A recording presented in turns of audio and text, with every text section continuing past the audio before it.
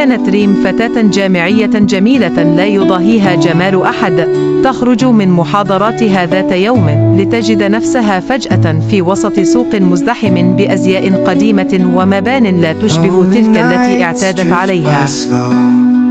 أدركت بسرعة أنها انتقلت عبر الزمن إلى كوريا الجنوبية في عصر مملكة جوسون.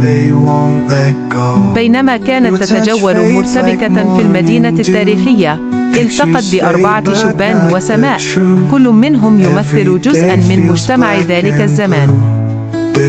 جون غسول، الشاب المغامر الذي لا يخشى التحديات. هانوو، العاقل الحكيم الذي يرى الأمور بوضوح. جيمين، الفنان الذي يعبر عن العالم بالرسم. وتايان، المحارب الباسل ذو القلب الطيب.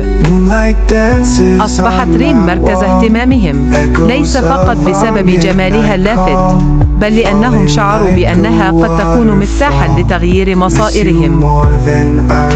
وعندما علموا بالتهديد الشديد الذي يحيط بمملكتهم، قرروا التعاون معا لمواجهة الشر.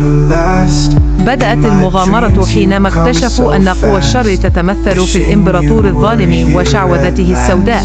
وحينما عرضت ريم عليهم معرفتها العصرية، وجدوا سبلا جديدة لمخططاتهم الشجاعة.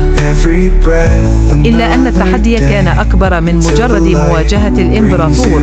لقد كانت المنافسة على حب ريم تتصاعد بين الأصدقاء الأربعة، وهو ما أضاف طبقة من التعقيد لمهمتهم.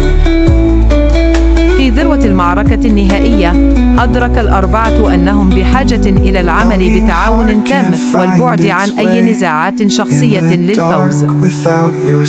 وبعد انتصارهم، أصبح السؤال المصيري هو: إلى من ستختار ريم قلبها؟